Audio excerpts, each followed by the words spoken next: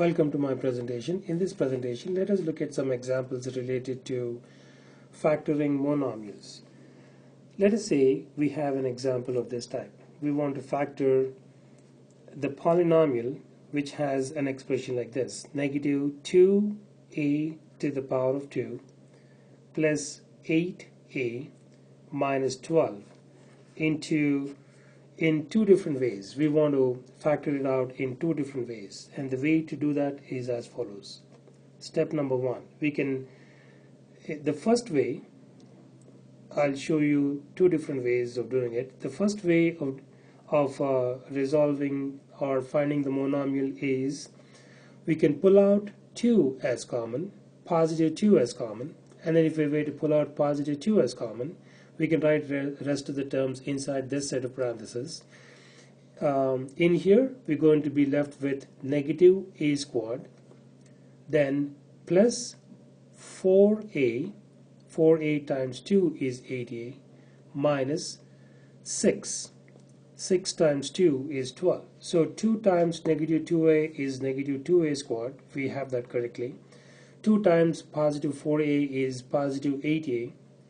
And then 2 times negative 6 is negative 12. So therefore, in here, 2 is called the greatest common monomial factor. That is one way of doing it.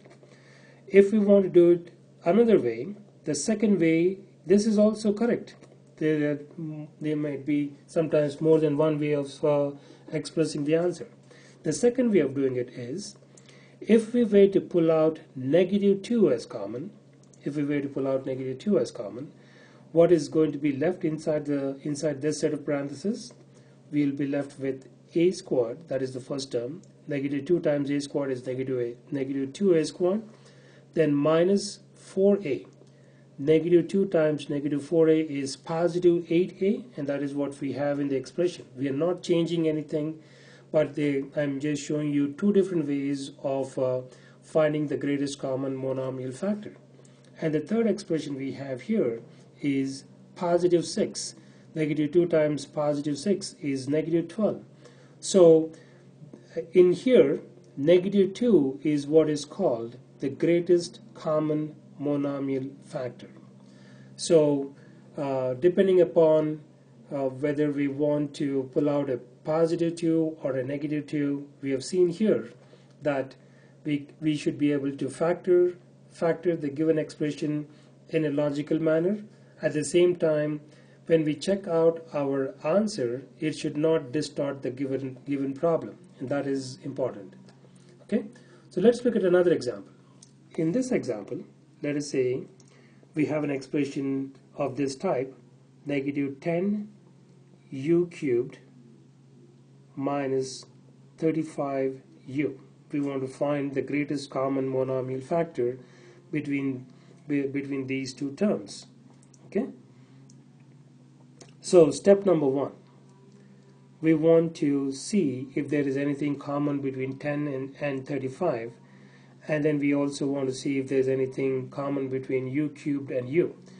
Let us take the variable term first. U cubed I can express as u to the power of 2 times u, and then 35 I can express as 7 times 5 is 35, right?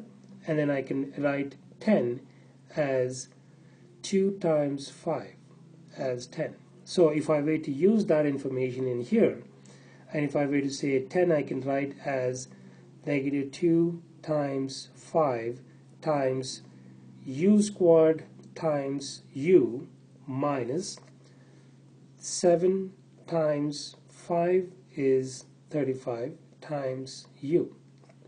Therefore, as you can see here, negative 5u is common, then negative not the 7.